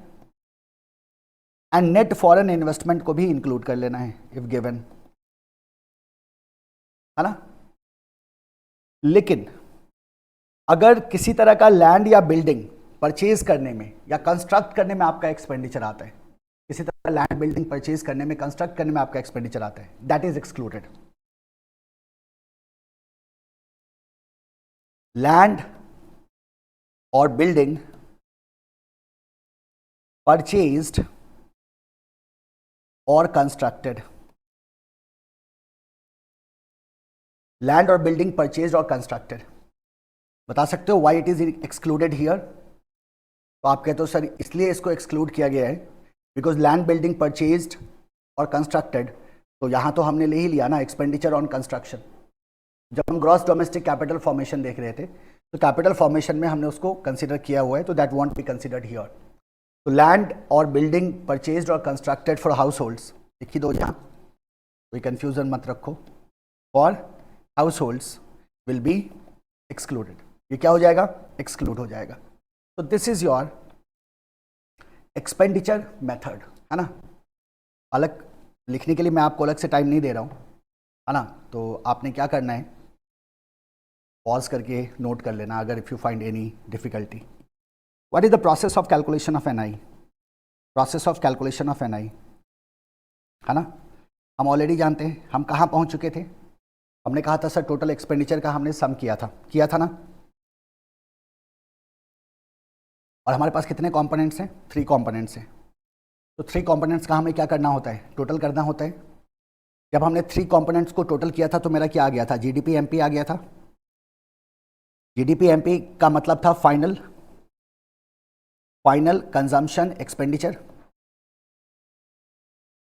अब ये जो मेरा फाइनल कंजम्पशन एक्सपेंडिचर है इसमें दोनों हैं, private consumption expenditure and the public, plus second item था हमारा gross capital formation, and gross capital formation के बाद हमारा थर्ड आइटम है that is our next exports, है ना। Gross and next export. Gross क्यों है? तो यही हमने देखा था इस चीज को, है ना। Why it is gross? Gross क्यों था? तो हमने यही कह दिया था इस बात को कि सर ये ग्रॉस इसलिए है as NFIA is not included. अगर NFIA इंक्लूड होता तो ये क्या हो जाता? नेट हो जाता। मुझे एक्सप्लेन करने की जरूरत नहीं, आपका दिमाग इन सब चीजों पे अब चल रहा होगा। ग्रॉस प्लस नेट एक्सपोर्ट, तो ये मेरा क्या दे दिया? GDP MP. Once we have the GDP NP then we can go for what? NNPFC। सीधा कन्वर्ट करके बताओ मेरे को, तो क्या करोगे? जीडीपी एमपी माइनस, पहले हटा दो डेप्रिसिएशन को, प्लस कर दो NIFA, माइनस कर दो NIT। This will be our final formula which will give us what? National income, है ना। ये कन्वर्जन कैसे हुआ? चल रहा है ना दिमाग में? ये कन्वर्जन कैसे हुआ बता सकते हो? पहले मेरे पास क्या था? जीडीपी एमपी माइनस डेप्ट किया, क्या मिल गया? NDP MP. फिर मेरे पास आ गया एनडीपी एमपी, इसमें ऐड कर दिया NFIA, क्या मिल गया? NNP हो गया ये एमपी, और फैक्टर कॉस्ट में बदलना है, तो NNP MP माइनस NIT कर दिया, तो क्या मिल गया? NNPFC, है ना। This is how it is done. हम एक फॉर्मूला में रखें या हम अलग अलग रखें, इससे हमारे को कोई फर्क नहीं पड़ता। तो देखो बालक, हमने तीनों मेथड को देखा। पहला मेथड था वैल्यू एडेड, दूसरा मेथड था इनकम, तीसरा मेथड था एक्सपेंडिचर, राइट। तो इन तीनों मेथड से हमने नेशनल इनकम को कैलकुलेट करने के प्रोसेस को सीखा। प्रोसेस पे खास ध्यान रखिएगा कि कहाँ से हम शुरू करते हैं और किस तरह से हम कन्वर्ट करते हैं, बस इसी चीज़ को ध्यान में रखना है। और जहाँ भी क्वेश्चंस हैं, जहाँ भी मैं आपको बोल रहा हूँ कि क्या इंक्लूड और क्या एक्सक्लूड करना है, उसको लेके आपको एक्स्ट्रा अलर्ट रहना है, राइट। तो let's go and solve some question. कुछ क्वेश्चन सॉल्व करते हैं और देखते हैं।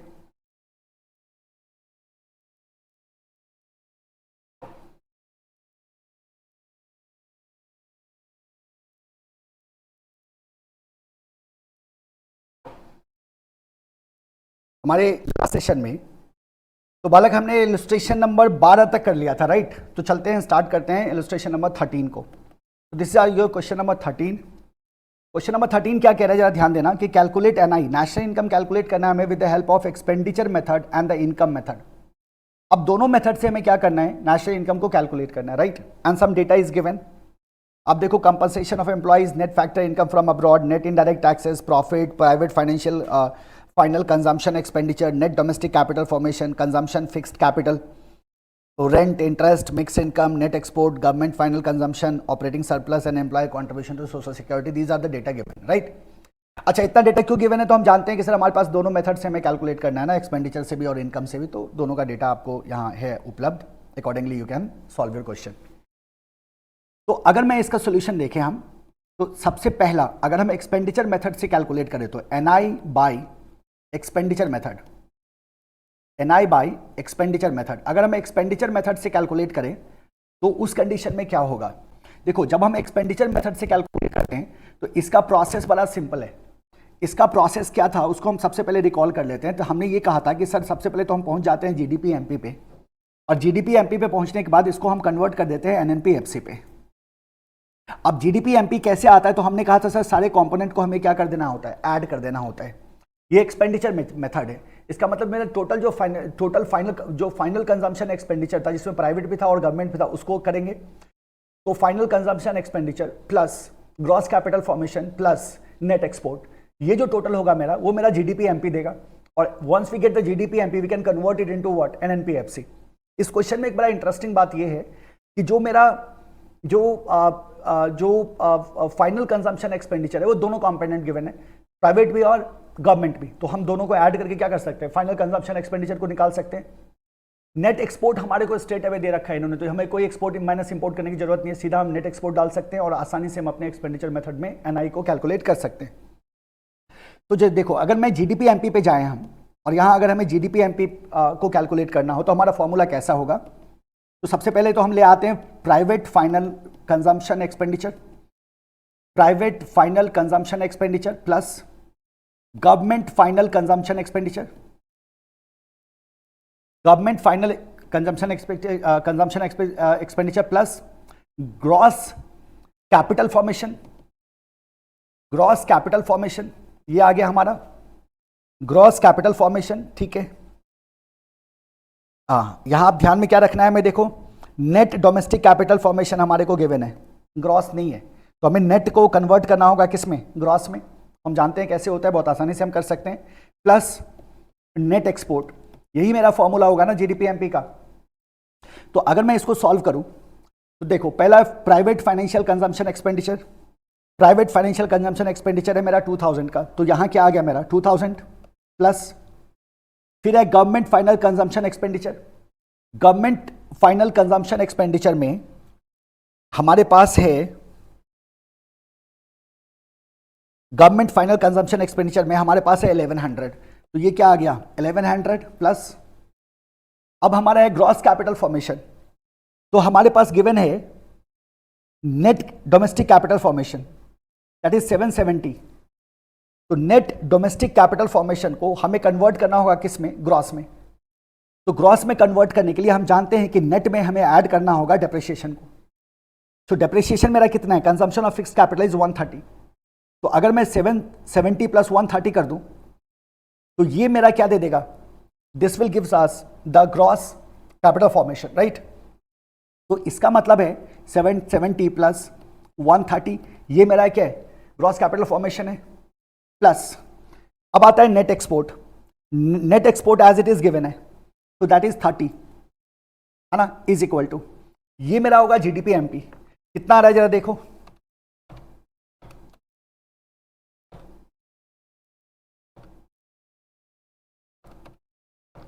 ये आ रहा है 4030, so 4030 crores. So this is my GDP MP. Now what we have to do is we have to convert this GDP MP, ये मेरा क्या है, ये मेरा GDP MP है, we have to convert it into what, NNP FC।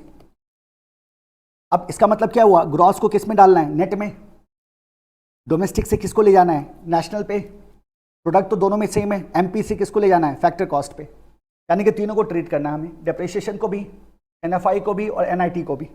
तो क्या हो जाएगा जरा पहले फॉर्मूला बनाओ, GDP MP minus dep plus NFIA minus NIT, ये फॉर्मूला होगा हमारा, is equal to GDP MP है हमारा 4030 minus dep 130 plus NFIA net factor income from abroad that is your 20, तो हमने क्या किया plus 20 minus NIT net indirect taxes is 120। अगर हम इसको करें सॉल्व तो कितना आ रहा है देखो,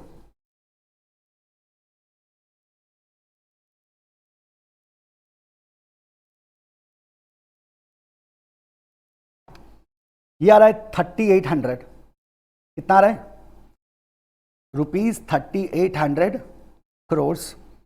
ये मेरा हो गया नेशनल इनकम, किस मेथड से, एक्सपेंडिचर मेथड से। So this is our answer. देखो कितना सिंपल है, राइट। अच्छा, इस क्वेश्चन में क्या कह रहा है कि आपको एक्सपेंडिचर मेथड से भी कैलकुलेट करना है और इनकम मेथड से भी कैलकुलेट करना है। तो इनकम मेथड से अगर हम कैलकुलेट करें national income bye income method, तो फैक्टर इनकम पे चले जाएंगे। कहां चले जाएंगे, फैक्टर इनकम पे चले जाएंगे।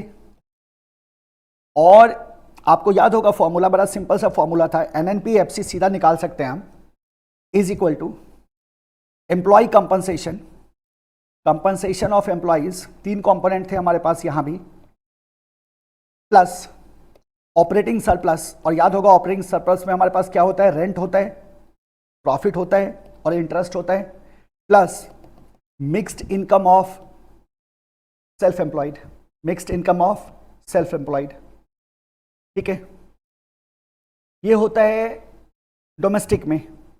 तो इसमें ऐड कर देते हैं क्या, एनएफआईए, क्या ऐड कर दिया, एनएफआईए ऐड कर दिया, तो आपको मिल जाएगा एनएनपीएफसी। कुछ नहीं करना हमें, कंपनसेशन ऑफ एम्प्लॉयज कितना है 1200, तो compensation of employees 1200 plus operating surplus देखो,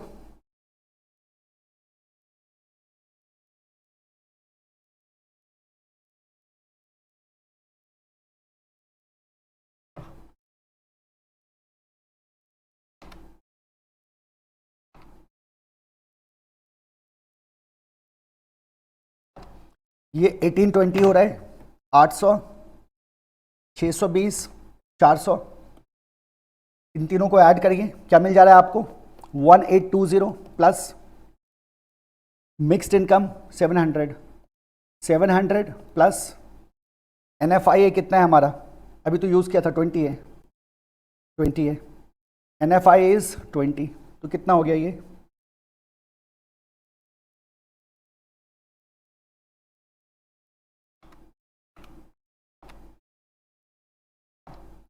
3740,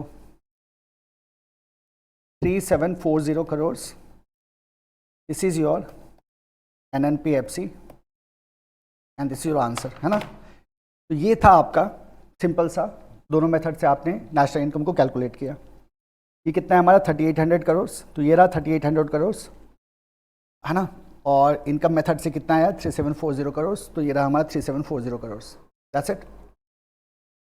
ये था आपका illustration number 13। Let's go to the 14।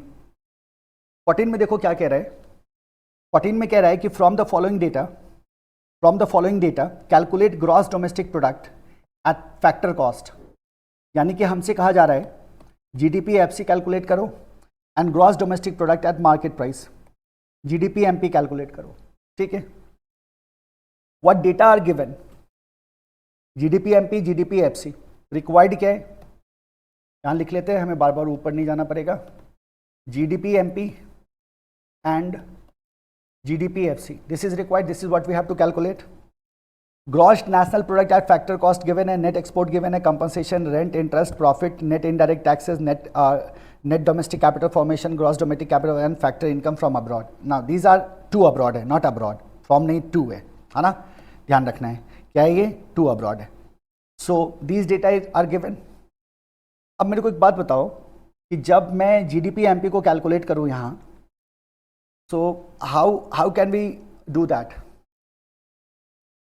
या जीडीपी एफसी को कैलकुलेट करें तो हम कैसे कर सकते हैं। तो आप क्या बोलोगे कि सर अगर आप जीडीपी एफसी को कैलकुलेट करें तो आपको एनडीपी एफसी प्लस डेप्रिसिएशन होगा, तो इससे क्या होगा, ये ग्रॉस में कन्वर्ट हो जाएगा।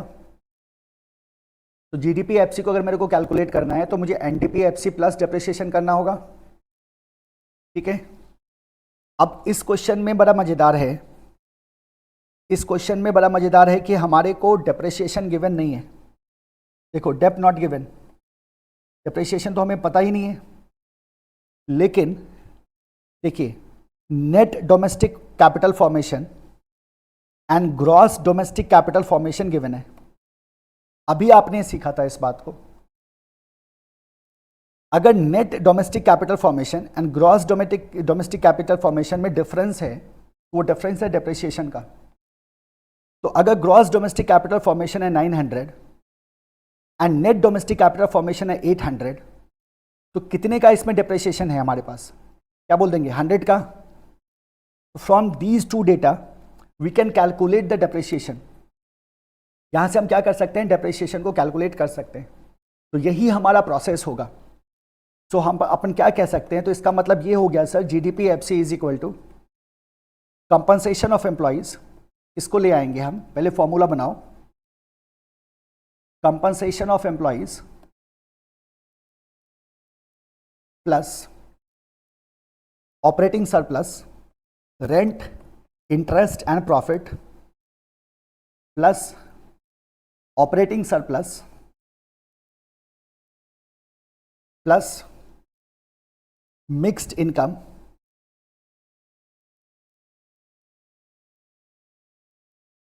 प्लस में क्या आ गया? मिक्स्ड इनकम प्लस डेप्रिसिएशन तो जरा इसको सॉल्व करिए। Compensation of employees is 3000 plus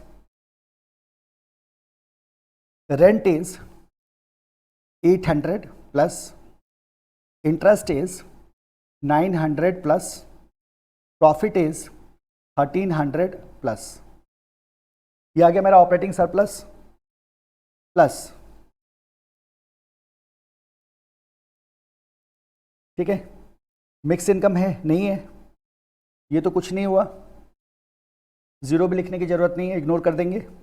depreciation कैसे कैलकुलेट किया हमने?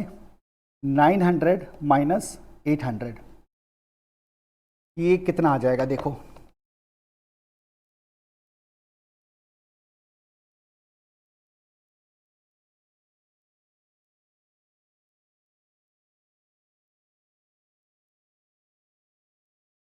ये आ रहा है 6100। तो दिस इज आर 6100 करोड़ में है, ठीक है। सो this is my GDP FC, एक आंसर मिल गया। दूसरा हमसे पूछ रहा है जीडीपी एमपी और फैक्टर कॉस्ट से किस में? मार्केट प्राइस में। तो हम जानते हैं कि जीडीपी एमपी को जब हम कैलकुलेट करेंगे तो क्या करोगे आप? GDP MP is equal to GDP FC plus NIT, आ गया ये मार्केट प्राइस में, is equal to GDP FC है हमारा 6100 crore plus 6100 crore plus NIT, net indirect taxes is 300, तो this is our 6400 crore answer. देखो है ना, सिंपल। तो ये हमारा था क्वेश्चन नंबर 14। ये रहा 6100 करोड़ और ये रहा 6400 करोड़। तो this is our answer, this is it. याद रखना, कभी भी सॉल्यूशन देख के क्वेश्चन मत करिएगा। मैं आप लोगों को हमेशा से कहता आया हूँ, है ना, एफएम हो, इको हो या कोई भी प्रैक्टिकल पेपर हो, जब फंसो तो सॉल्यूशन देखो। ये नहीं कि सॉल्यूशन देख के छाप रहे हैं और गलत फहमी पाल रहे हैं कि अरे मेरे को तो आ गया, मैं तो सीख गया, है ना। और एग्जामिनेशन में जब वही क्वेश्चन आता है तो तोते उड़ने शुरू हो जाते हैं, फिर लगता है क्या हो गया, ये कौन सा पाप किया था मैंने, या ना ऐसे क्वेश्चन आ गए मेरे एग्जाम में, कौन सा पाप किया था, भगवान इतना आप दर्द क्यों दे रहे हो हमें? भगवान दर्द नहीं दे रहे हैं, भगवान ने आपको पहले ही बोला है कि बेटा ऐसा है कि सोल्यूशन देख के क्वेश्चन मत करो। सोल्यूशन का इस्तेमाल तब करो जब आप क्वेश्चन में फंस जाओ, तो आप सोल्यूशन देखो। होता है ऐसा, बहुत नॉर्मल चीज़ है ना। तो देख के आप एक आइडिया ले सकते हैं कि भाई अभी यहाँ से आगे कैसे बढ़े, राइट। बट सोल्यूशन देख के छापना नहीं, ना ही सोल्यूशन को रीड करना है। कभी कभी ऐसा भी होता है, कुछ बच्चे क्या करते हैं, सोल्यूशन सामने रखा है, पढ़ा, बोला अरे ये तो हो जाएगा, ओके डन, आगे बढ़ो, है ना। और एग्जामिनेशन में वही आगे बढ़ो जो है वो क्या करता है, रोक देता है, बैरियर बन जाता है।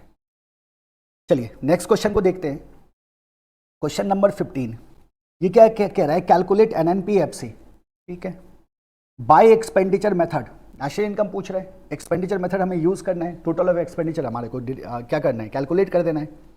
हम जानते हैं कि जब हम एक्सपेंडिचर मेथड की बात कर रहे हैं, जब हम टोटल ऑफ एक्सपेंडिचर निकाल लेते हैं तो वो हमारे को दे देता है जीडीपी एमपी, तो जीडीपी एमपी निकलेगा और फिर जीडीपी एमपी को अपन क्या कर लेंगे, कन्वर्ट कर लेंगे किस में, एनएनपीएफसी पे। सारा रिक्वायर्ड डेटा हमारा गिवन है। तो जरा देखो, अगर मैं इसका सोल्यूशन करूं बिना, अभी हम डेटा नहीं देखते हैं, हमारा सोल्यूशन क्या होगा, NI by expenditure method, NI by expenditure method, है ना। तो एनआई बाई एक्सपेंडिचर मेथड में हमारे पास क्या आ जाएगा, GDP MP is equal to, दोनों को अलग अलग ले लेते हैं, public final consumption expenditure, public final consumption expenditure plus, पहले पब्लिक लिखो बाद में पब्लिक लिखो, कोई फर्क नहीं पड़ता, ये टोटल तो हमें फाइनल कंजम्पशन एक्सपेंडिचर ही देता है, consumption expenditure plus gross domestic capital formation as it is दे रखा है, तो हमारे को थोड़ी आसानी हो सकती है, देखते हैं। Gross domestic capital formation, gross capital formation हमारा आ गया, ग्रॉस कैपिटल फॉर्मेशन आ गया, प्लस ग्रॉस कैपिटल फॉर्मेशन के बाद हमारे पास क्या होता है, नेट एक्सपोर्ट्स,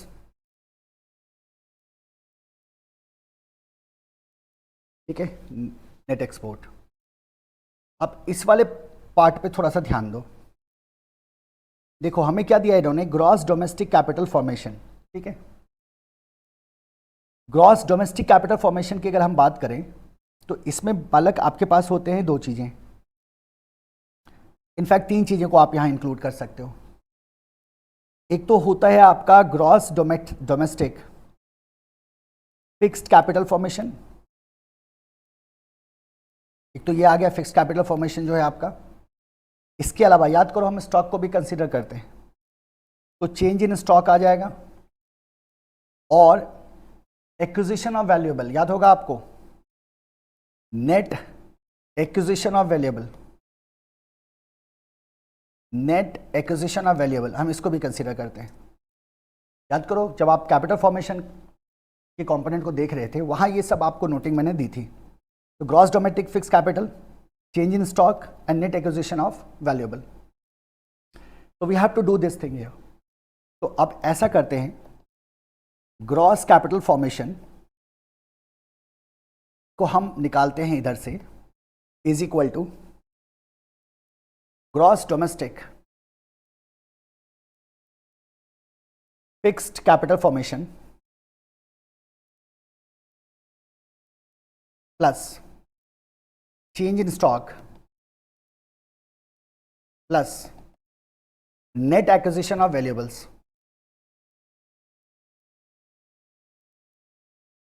है ना, इज इक्वल टू, देखो net acquisition of valuable is 10, net acquisition of valuable कितना है हमारा 10, नेट एक्विजिशन ऑफ वैल्यूएबल कितना है हमारा 10, change in stock is 30, change in stock कितना है हमारा 30, चेंज इन स्टॉक कितना हो गया 30 हो गया, and gross domestic capital formation है हमारा, फिक्स कैपिटल फॉर्मेशन है हमारा 350, ठीक है।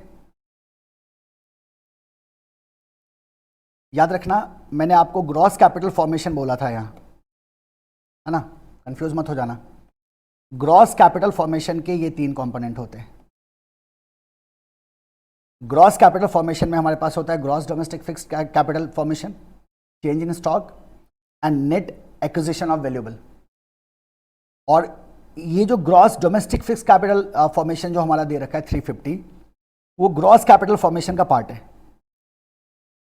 वो ग्रॉस कैपिटल फॉर्मेशन का पार्ट है। इसके कंपोनेंट थे ना, इसके कंपोनेंट, इसके अंदर तीन चीजें हैं हमारे को, तीनों को हमें क्या करना होगा, ऐड करना होगा। ये 350 आ गया, इसका मतलब क्या हो गया, 350 plus change in stock is 30 plus net acquisition of valuable is 10, तो ये हो जाएगा 390। तो this is my gross capital formation, this is my gross capital formation, this is my gross capital formation. अब मेरे को बताओ, can we calculate the GDP MP now? अब हम जीडीपी एमपी पे चलते हैं वापस। GDP MP is equal to क्या हो जाएगा?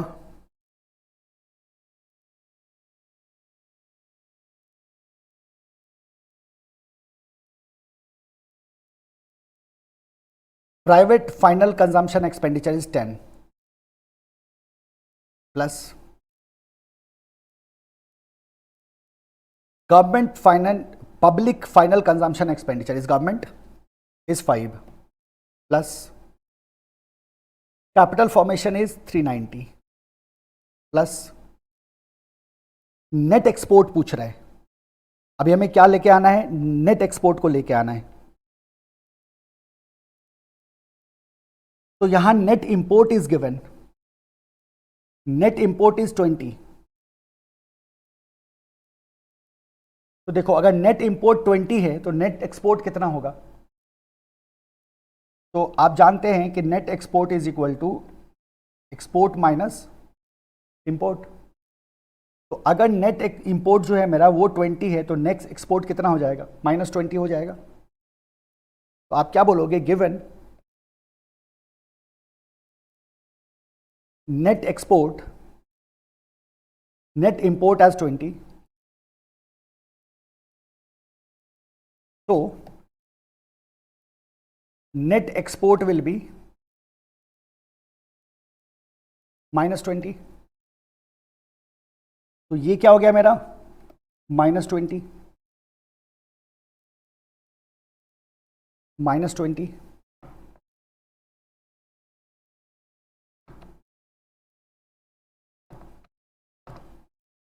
तो GDP MP goes to 385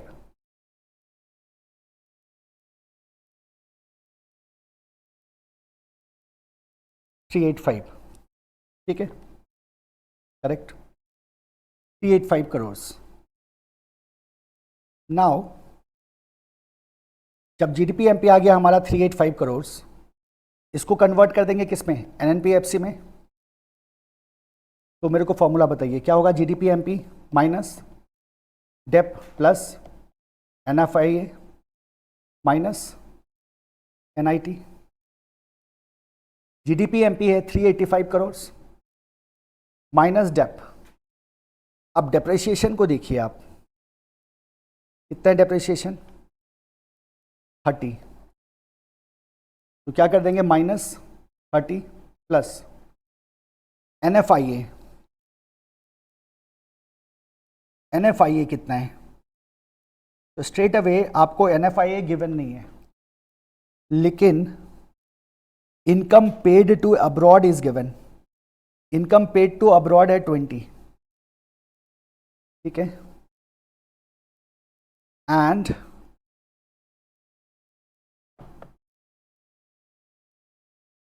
income paid to abroad है 20 and income from abroad given नहीं है।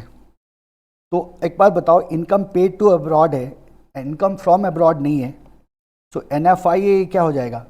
इनकम फ्रॉम अब्रॉड मेरा 0 है, इनकम पेड टू अब्रॉड मेरा 20 है, तो एनएफआई कितना हो जाएगा? 0 - 20, 0 - 20 माइनस। अब आ जाओ एनआईटी पे। Net import, gross capital, depreciation, subsidy, income paid, change in stock, net acquisition of valuables, ठीक है। सब्सिडी है मेरे पास, टैक्सेस नहीं है, सब्सिडीज 100 है। तो एनआईटी क्या होता है? टैक्सेस माइनस सब्सिडीज, तो टैक्स 0 हो गया, सब्सिडी 100 हो गया, तो 0 - 100, इसको हम बोल देंगे 0 - 100 इज इक्वल टू, ये देखो कितना आ रहा है,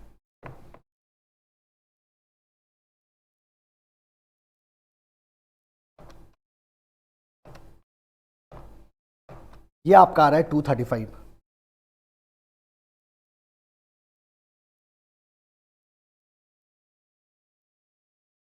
335, 385 minus 30 plus -20 minus -100, okay, yes. तो साइन चेंज हो गया है, तो 385 माइनस 30 माइनस 20 प्लस 100, ये आपका आ रहा है 435। तो 435 करोड़ इज आर आंसर। ये रहा। आई होप आप सॉल्यूशन नहीं देख रहे थे ना, ये वाला सॉल्यूशन जो पहले से बना हुआ है उसको नहीं देखना है, उसको सिर्फ लास्ट में जाके अपना आंसर मैच कर लो, है ना। सो this is your problem number 15, illustration number 15। Done, that's it. तो ये था हमारा चैप्टर 1, ये था हमारा चैप्टर 1 जिसको हम कहते हैं नेशनल इनकम अकाउंटिंग, राइट। अब इस चैप्टर में तो प्रैक्टिकल प्रॉब्लम्स हैं, जो प्रॉब्लम फॉर प्रैक्टिस है, तो सारे क्वेश्चंस को मैं एक साथ आपको सॉल्व करा दूंगा नेक्स्ट सेशन में। मैं सारे क्वेश्चंस करा दूंगा जो एप्लीकेशन ओरिएंटेड क्वेश्चंस हैं, जो प्रैक्टिस के लिए गिवन है, सारे क्वेश्चंस को मैं आपको एक साथ करा दूंगा। आपको जो मैंने शीट दे रखी है उसमें पास्ट ईयर के भी क्वेश्चंस हैं, उसके बाद आप उन क्वेश्चंस को जरूर अटेम्प्ट करना और उस शीट के सारे क्वेश्चंस को सॉल्व कर लेना, राइट। तो जैसे मैं आपको प्रैक्टिस प्रॉब्लम कराऊंगा और इलस्ट्रेशन मैंने आपको सारे कराए हैं, तो उसमें से आप 50% तो आपका कवर हो ही गया, और 50% जो आपका पास्ट ईयर क्वेश्चन है वो आपको एक बार क्या करना है, प्रैक्टिस करनी है, राइट। तो this is about your chapter number 1। So in next lecture there will be a lecture of all questions, जो भी आपके स्टडी मैट के प्रैक्टिकल प्रॉब्लम्स हैं उन सब का solution we will discuss one by one, and then after will start with the second chapter, Keynesian theory, right? So we'll stop here and see you in next lecture. Keep working hard, keep signing.